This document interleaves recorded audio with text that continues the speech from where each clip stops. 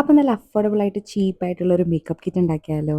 First skin prep ചെയ്തതിന് ശേഷം ഞാൻ യൂസ് ചെയ്തേക്കുന്നത് ഇൻസൈറ്റിൻ്റെ കൺസീലർ പാലറ്റ് ആണ്.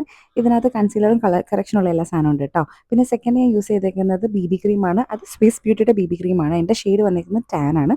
അത്യാവശ്യം ഡീസൻറ്റ് കവറേജ് ഉണ്ട്, ഒരു ഗ്ലോ ഒക്കെ നമുക്ക് കിട്ടും. പിന്നെ ബ്രൗന് വേണ്ടിയിട്ട് ഇൻസൈറ്റിൻ്റെ ബ്രൗ പാലറ്റാണ് ഞാൻ യൂസ് ചെയ്തേക്കുന്നത്. നല്ല പ്രൊഡക്റ്റാണ്, ആക്ച്വലി ഡീസൻറ്റ് പ്രൊഡക്റ്റ് എന്ന് പറയാം. പിന്നെ ഐലൈനറിന് വേണ്ടിയിട്ട് ഞാൻ ലാക്മേയുടെ ഐലൈനറാണ് യൂസ് ചെയ്യുന്നത്. ഇനിയിപ്പോൾ ഐഷാഡോ വേണമെങ്കിൽ ആ ബ്രൗ പാലറ്റിൽ തന്നെ യൂസ് ചെയ്യാം കേട്ടോ. പിന്നെ മസ്കാര വന്നിട്ട് ഫേസസ് കാനഡയുടെ എക്സ്ട്രീം വോളിമസ് എന്ന് പറഞ്ഞിട്ടുള്ള മസ്കാരയാണ് യൂസ് ചെയ്യുന്നത്. ലിപ് ലൈനർ എൻ്റെ ഓൾ ടൈം ഫേവറേറ്റ് ഇൻസൈറ്റിൻ്റെ ലിപ് ലൈനേഴ്സ് ആണ്. 2-3 ഷെയ്ഡ്സ് ആണ് എൻ്റെ കയ്യിൽ കേട്ടോ. അത്യാവശ്യം ലോങ് ലാസ്റ്റിംഗ് ആണ്.